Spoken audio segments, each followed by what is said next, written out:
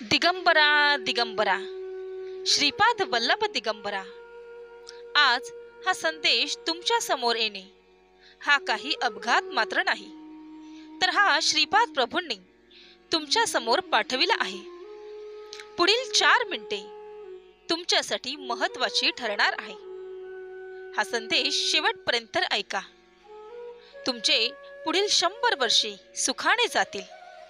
तुमचं श्रीपाद प्रभूंवरती विश्वास असेल तर आत्ताच व्हिडिओला लाईक करा आणि कमेंटमध्ये दिगंबरा दिगंबरा श्रीपाद वल्लभ दिगंबरा असे टाईप करा. आपण सर्व श्रीपाद श्री वल्लभांच्या हाताची बाहुली आहोत. मनुष्य दुःख मागत नसतो, तरी पण ते त्याला प्राप्त होत असते. न मागता जर दुःख लाभते तर मग सुखही न मागता प्राप्त होईल, ही खात्री ठेवावी. अति वाचू नये. बुद्धिभेद होण्याची शक्यता असते. अनुभव घेण्याचा प्रयत्न करा. अनुभव हा जीवनातला खूप मोठा शिक्षक आहे. दत्त म्हणजे कोटानुकोटी ब्रह्मांडास व्याप्त करून त्याचे अतिक्रमण करून असलेली तेजो महाराशी होय. ते दत्तप्रभूच म्हणजे श्रीपाद श्री वल्लभ म्हणजेच मी होय, असे श्रीपाद श्री वल्लभ म्हणतात. श्रीपाद श्री वल्लभ म्हणतात, मी दत्त आहे. कोटानुकोटी ब्रह्मांडात व्याप्त असलेली एकमेव तत्व मीच आहे. दिगू हेच माझे वस्त्र म्हणून दिगंबर आहे. जे कोणी त्रिकरण शुद्धीने दत्त दिगंबरा, श्रीपाद श्री वल्लभ दिगंबरा, नृसिंह सरस्वती दिगंबरा असे म्हणून भजन कीर्तन करतात, तेथे मी नेहमी सूक्ष्म रूपाने सदैव वास करत असतो. दत्त मीच असून मला जन्म मरण समान आहेत. कारण जीवित असलेल्या जीवांचे तसेच मरण पावलेल्या जीवांचे दक्षिण वहन करणारा प्रभू मीच आहे. विकार आणि वासनांची गुलामी संपवण्याचा एकमात्र उपाय तो म्हणजे उपासना. आणि ती उपासना अस्सल मात्र असली पाहिजे. ती सोडून जर आपण तिच्या अवडंबरणात अडकलो तर धोका मोठा आहे. कारण उपासना खोलवर रुजत न जाता ती दिखाव्यापुरती वाढत राहिली तर आपण कोणीतरी झालो हा भ्रम निर्माण होतो. त्यातून आपण स्वतःला त्यागी, शांत, संयमी, निस्वार्थी मानू लागतो. महाराजांचं एक वाक्य आहे, निस्वार्थीपणाचे फार सोंग आणू नये. ते कधीही शेवटपर्यंत टिकत नाही. हे वाक्य आमच्या प्रत्येक सोंगाला लागू आहे.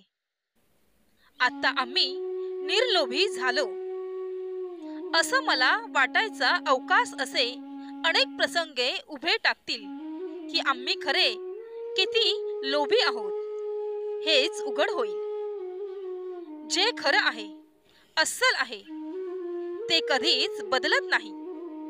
आणि जे सोंग आहे ते उघड पडल्यापासून राहत नाही.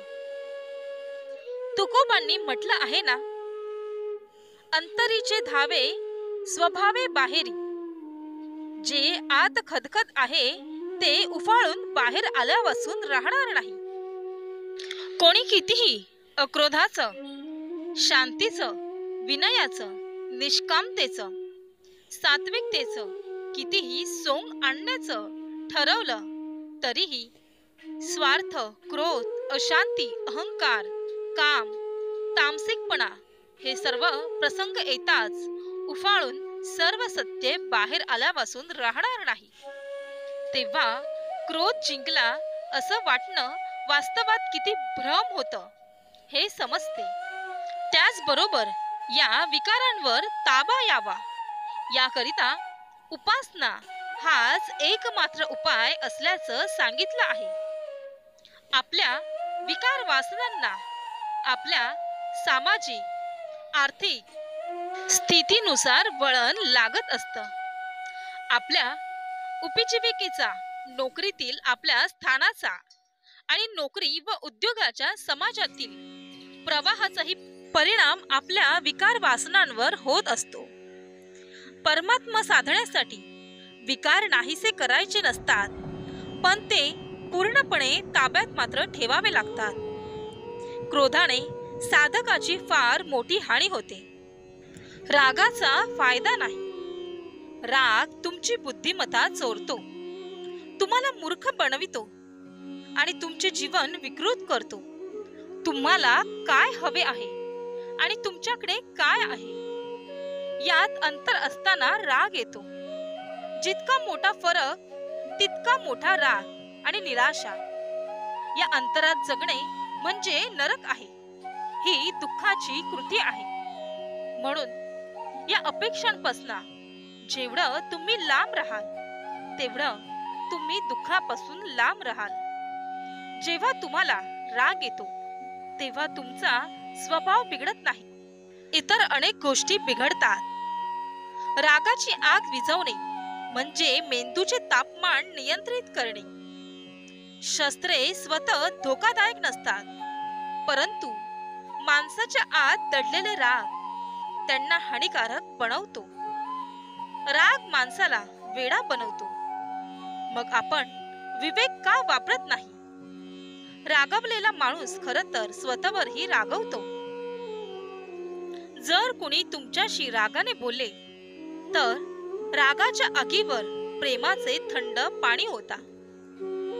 बाहेर शांतता शोधणे व्यर्थ आहे, कारण तो तुमच्या गळ्यात घातलेला हार आहे. शांतता म्हणजे केवळ निशब्द होणे नव्हे, तर मनाची शांतता, शांती आणि प्रेमाच्या थंड पाण्याने भरलेल्या प्रेमाची गोड आठवण. शांत राहण्यासाठी या उपायाचा अवलंब केला जाऊ शकतो. दीर्घ श्वास घ्या. श्वासांवर लक्ष केंद्रित केल्यामुळे मेंदूमध्ये चांगली रसायने तयार होतात, ज्यामुळे मन शांत राहण्यास मदत होते. दीर्घ श्वास घेण्यासाठी तुमचा श्वास 5 सेकंद धरून ठेवा आणि नंतर सोडा.